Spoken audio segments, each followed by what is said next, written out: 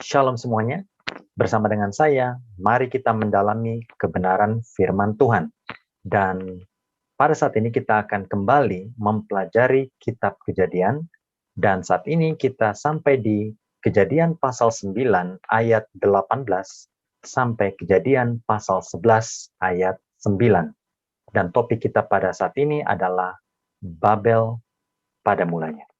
Pada saat ini kita akan mempelajari bahwa setelah air bah, manusia tetap tidak belajar dari kesalahannya. Manusia tidak belajar dari pengalamannya yang sebelumnya. Manusia tetap mau meninggikan dirinya. Dan kita akan mempelajari respon daripada Tuhan dan penghukuman yang diberikan oleh Tuhan kepada manusia itu sendiri yang sebenarnya tetap mengandung kebaikan, yang artinya tetap memenuhi rencananya dari mulanya. Dalam Kejadian pasal 9 ayat 20 dikatakan setelah air bah, Nuh menjadi seorang petani dan bahkan membuat kebun anggur. Amat disayangkan, keadaan ini berkembang sedemikian rupa sehingga anggur itu difermentasi. Dan kalau kita berbicara fermentasi, maka anggur itu menjadi alkohol atau minuman keras. Dan Nuh pada saat itu menuruti keinginannya, sehingga kehilangan kendali diri dan terhuyung-huyung oleh karena minuman keras itu, sehingga ia menelanjangi dirinya. Dan pada saat itu, Ham, yang adalah salah satu anaknya, membiarkan Nuh telanjang dan kemudian pergi keluar bercerita kepada saudara-saudaranya yang lain, gantinya menolong ayahnya pada saat itu juga. Dan itu artinya Ham tidak menghormati orang tuanya, karena seharusnya Ham harus segera menutupi ketelanjangan ayahnya supaya hal itu tidak menjadi momok yang mempermalukan orang tuanya. Ham telah melanggar hukum kelima yang tertulis di dalam Keluaran 20 ayat 12. Hormatilah ayahmu dan ibumu, supaya lanjut umurmu di tanah yang diberikan Tuhanmu kepadamu. Itu artinya, bila mana kita tidak menghormati orang tua kita yang sudah menjaga kita di masa lalu, maka itu akan mempengaruhi masa depan kita. Dan saat ini, Ham gagal dalam hal itu, dan itu mempengaruhi masa depannya, yaitu Ham dan keturunannya dikenai kutuk. Kejadian 9 ayat 27. Tuhan meluaskan kiranya tempat kediaman Yafet, dan hendaklah ia tinggal dalam kemah-kemah Sem. Tetapi hendaklah Kanaan menjadi hamba baginya. Kanaan yang adalah keturunan dari Ham dikenai kutuk. Tetapi itu tidak membenarkan rasisme, perbedaan yang diberikan oleh Tuhan kepada masing-masing keturunan Sem, Ham, dan Yafet. Tetapi ini hanyalah menunjukkan fakta. Bila mana kita berbuat, maka selalu ada resiko yang harus ditanggung di depannya. Oleh sebab itu, pastikan bahwa apa yang kita lakukan sejalan dengan firman Tuhan. Pelajaran-pelajaran penting yang kita bisa ambil dari perikop ini adalah, walaupun anggur buatan Tuhan adalah hal yang baik, tetapi dengan campur tangan manusia sedemikian rupa, bisa menjadi suatu hal yang mencelakakan. Oleh sebab itu, kita harus berhati-hati dalam bertindak. Pelajaran penting lainnya adalah Nuh, yang adalah seorang nabi Tuhan, yang adalah seorang yang bergaul dengan Tuhan, tetap bisa jatuh di dalam dosa. Oleh sebab itu, pastikan hubungan kita dengan Tuhan selalu erat, sehingga kita tetap peka mendengar perkataan firman Tuhan. Pelajaran penting lainnya yang sangat unik, yang bila mana kita mendalami firman Tuhan, seperti contohnya di dalam Kejadian 9 ayat 27 tadi, maka kita bisa mendapati bahwa dalam penghukuman kepada Ham ini saja, tetap ada berkat Tuhan yang tersembunyi di dalamnya. Seperti ada tertulis dalam Yesaya 66 ayat 18. Aku mengenal segala perbuatan dan rancangan mereka, dan aku datang untuk mengumpulkan segala bangsa dari semua bahasa, dan mereka itu akan datang dan melihat kemuliaanku. Roma 11 ayat 25. Sebab saudara-saudara, supaya kamu jangan menganggap dirimu pandai, aku mau agar kamu mengetahui rahasia ini. Sebagian dari Israel telah menjadi tegar sampai jumlah yang penuh dari bangsa-bangsa lain telah masuk. Perhatikan, Tuhan mau supaya pekabaran keselamatan darinya tersebar ke seluruh dunia, bukan hanya di antara bangsa Israel saja. Itu artinya, pekabaran keselamatan dari Tuhan tersebar di antara keturunan Sem, yang adalah tempat jalan masuk Tuhan untuk menyelamatkan umat manusia, yaitu dari garis keturunan Sem, lalu kemudian juga tersebar di keturunan Yafet yang akan menduduki kemah-kemah Sem, dan juga tersebar di keturunan Ham yang pada mulanya menduduki tanah tersebut. Itu artinya keturunan Sem, Ham, dan Yafet memiliki peran masing-masing dan semuanya untuk pengabaran firman Tuhan ke seluruh dunia, dan itu artinya untuk kemuliaan nama Tuhan saja. Kita kembali ke konteks kitab Kejadian. Kejadian 9 ayat 28 dan 29. Nuh masih hidup 350 tahun sesudah air bah. Jadi Nuh mencapai umur 950 tahun, lalu ia mati. Kita lihat bersama Nuh mencapai umur 950 tahun.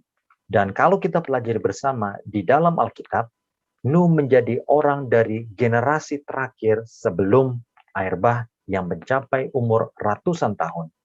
Sesudah itu, umur manusia tidak sampai ratusan tahun, hanya sekitar 100 tahun saja. Dan kalau kita perhatikan bersama, di Kejadian pasal 5, dari silsilah Adam sampai Nuh, dan kita jumlahkan dengan porsi usia masing-masing, kita dapati bahwa Adam meninggal pada zaman ayahnya Nuh. Itu artinya Nuh bisa mendapatkan cerita-cerita yang solid, yang otentik dari ayahnya tentang leluhur mereka bahkan sampai kepada Adam dan Hawa. Ini sangat penting buat iman kita, karena kita bisa mempercayai seutuhnya bahwa cerita Adam dan Hawa, Kain dan Habel, bahkan sampai ke zaman Nuh, bukanlah mitos semata. Tetapi itu disaksikan oleh saksi mata, saksi iman, yang langsung menceritakan kepada keturunan mereka turun-temurun. Dan bahkan kalau kita lihat di dalam Lukas 3 ayat 23 sampai 38, berbeda dengan Matius pasal 1 yang menceritakan Yesus dari garis keturunan Abraham, ini lebih dalam lagi, yaitu menceritakan silsilah Yesus sampai kepada leluhur kita yang pertama, yaitu Adam. Itu artinya, Lukas yang adalah penulis kitab Injil, dipenuhi oleh Roh Kudus untuk menuliskan silsilah Yesus yang adalah keturunan langsung dari Adam dan Hawa, dan mengingatkan semua manusia bahwa Yesuslah Mesias yang telah dijanjikan dari sejak zaman kitab Kejadian, yaitu keturunan wanita akan meremukkan kepala ular, yang adalah Mesias, Juru Selamat, atau Yesus Kristus. Kembali kepada konteks kitab Kejadian. Beberapa generasi setelah Nuh dan anaknya, kita sampai ke cerita tentang Menara Babel. Kejadian 11 ayat 4. Juga kata mereka, marilah kita dirikan bagi kita sebuah kota dengan sebuah menara yang puncaknya sampai ke langit. Dan marilah kita cari nama, supaya kita jangan terserak ke seluruh bumi. Beberapa generasi setelah zaman Nuh, kita dapati beberapa orang yang hidup pada saat itu, yang menyatukan hati mereka untuk membangun menara setinggi langit. Dan hal itu dilakukan semata-mata untuk mencari nama bagi diri mereka. Dan itu artinya mereka mau meninggikan diri mereka. Dan kalau kita berbicara meninggikan diri, tentunya itu diilhami oleh setan. Dan kita bisa dapati di dalam Yesaya 14 ayat 14. Aku hendak naik mengatasi ketinggian awan-awan, hendak menyamai yang maha tinggi. Perhatikan, sama seperti setan yang mau menyamai yang maha tinggi, mau menjadi seperti pencipta, demikian pula orang-orang yang hidup pada saat itu, mereka mau mencari nama, meninggikan dirinya, gantinya meninggikan Tuhan. Dan kalau kita pelajari bersama, kitab Kejadian 11 ayat 2 berhubungan dengan Daniel 1 ayat 2. Kejadian 11 ayat 2, maka berangkatlah mereka ke sebelah timur dan menjumpai tanah datar di tanah Sinear, lalu menetaplah mereka di sana. Kita bandingkan dengan Daniel 1 ayat 2. Tuhan menyerahkan Yoyakim, Raja Yehuda, dan sebagian dari perkakas-perkakas di rumah Tuhan ke dalam tangannya. Semuanya itu dibawanya ke tanah Sinear, ke dalam rumah dewanya. Perkakas-perkakas itu dibawanya ke dalam perbendaharaan dewanya. Perhatikan kecocokan peristiwa di Kejadian pasal 11 dan Daniel pasal 1. Sama-sama di daerah tanah Sinear. Dan sama seperti orang-orang yang hidup di dalam Kejadian pasal 11, hendak membangun menara sampai setinggi langit untuk mencari nama bagi diri mereka semuanya. Demikian pula di dalam kitab Daniel, seorang raja Nebukadnezar mendirikan patung yang begitu megah dan berharap supaya semua orang yang pada saat itu ada menyatukan hatinya untuk melawan Tuhan, yaitu dengan cara menyembah patung yang telah dibuatnya itu. Saudaraku, sejarah terus berulang, di mana manusia hendak menyatukan hati untuk melawan firman Tuhan, untuk melawan hukum-hukum Tuhan, untuk melawan perintah Tuhan. Dan tidak berhenti sampai di cerita patung Nebukadnezar saja. Daniel bahkan melihat skenario yang sama, di mana sejarah akan berulang kembali di masa yang akan datang. Daniel 2 ayat 43.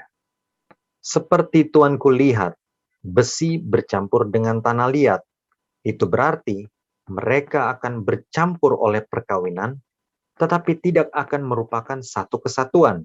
Seperti besi tidak dapat bercampur dengan tanah liat. Manusia pada akhir zaman akan coba menyatukan diri satu dengan yang lain. Mencoba untuk mencari kesatuan antara satu dengan yang lain. Tetapi sama seperti besi tidak bisa bercampur dengan tanah liat, itu menunjukkan bahwa kesatuan itu pada akhirnya tidak mungkin dicapai. Karena lagi pula tidak direstui oleh Tuhan. Kenapa? Karena persatuan itu semata-mata hanya untuk melawan kehendak Tuhan. Wahyu 16 ayat 14. Itulah roh-roh setan yang mengadakan perbuatan-perbuatan ajaib, dan mereka pergi mendapatkan raja-raja di seluruh dunia untuk mengumpulkan mereka guna peperangan pada hari besar, yaitu hari Tuhan yang Maha Kuasa. Manusia selalu mau mencoba mencari suatu kesatuan, menyatukan hati, tetapi bukan dalam kebenaran. Sebaliknya, dalam kejahatan, karena manusia mau untuk menentang firman Tuhan, untuk menentang hukum Tuhan. Itulah sebabnya Tuhan tidak menghendaki persatuan dan kesatuan manusia, karena semata-mata hanya membuahkan kejahatan. Kembali ke konteks Kejadian pasal 11. Setelah manusia berangan-angan dan mencoba mewujudkannya dengan bersatu padu, gotong royong, bekerja sama untuk membangun menara setinggi langit, lalu kemudian Kejadian 11 ayat 5. Lalu turunlah Tuhan untuk melihat kota dan menara yang didirikan oleh anak-anak manusia itu. Luar biasa Tuhan kita itu. Digambarkan bahwa Tuhan harus turun untuk melihat apa yang dilakukan oleh manusia. Tuhan selalu berada di luar jangkauan manusia. Segala upaya manusia untuk naik adalah sia-sia. Tuhanlah yang harus turun untuk menyelamatkan manusia. Dan itu kita bisa dapati dalam sosok Yesus. Yang artinya, yang membuat kita masuk ke dalam kerajaan surga hanyalah kasih karunia. Tidak ada satupun perbuatan baik kita, amal atau ibadah kita yang bisa membuat kita masuk surga. Semata-mata hanya karena kasih karunia kita dimampukan untuk masuk ke dalam kerajaan surga. Kejadian 11 ayat 5 mencatat bahwa Tuhan turun untuk melihat apa yang dilakukan oleh manusia. Tetapi sebenarnya mata Tuhan tidak kurang tajam untuk menembus segala sesuatunya dan melihat apa yang dilakukan oleh manusia. Seperti ada tertulis dalam Mazmur 139 ayat 7. Kemana aku dapat pergi menjauhi rohmu? Kemana aku dapat lari dari hadapanmu? Tahukah saudara, Tuhan tahu segala sesuatu yang kita lakukan. Dan pada saat itu Tuhan tahu segala sesuatu yang manusia lakukan. Bahkan angan-angan hati mereka pun Tuhan sudah mengetahuinya.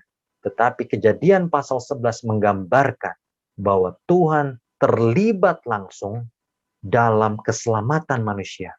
Mengapa? Tuhan mengakhiri Babel, pekerjaan pembangunan menara yang sedang dirancang untuk sampai ke langit sana, karena semuanya itu hanya akan menuntun kepada kejahatan atau dosa yang lebih besar lagi. Itulah sebabnya Tuhan tidak mau manusia untuk berbuat lebih jauh, karena itu akan menimbulkan sesuatu yang membawa malapetaka yang lebih dahsyat lagi. Menara yang dirancang untuk menjadi menara kebanggaan yang membawa nama masing-masing pembangunnya menjadi menara kebodohan.